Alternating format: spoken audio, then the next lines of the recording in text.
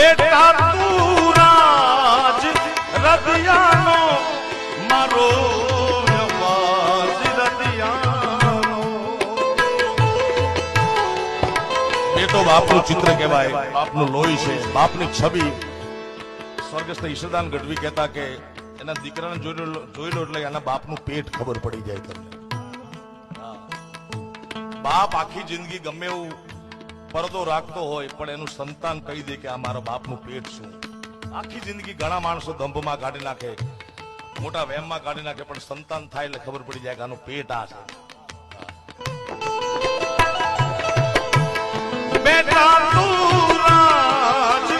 રદિયાનો મારો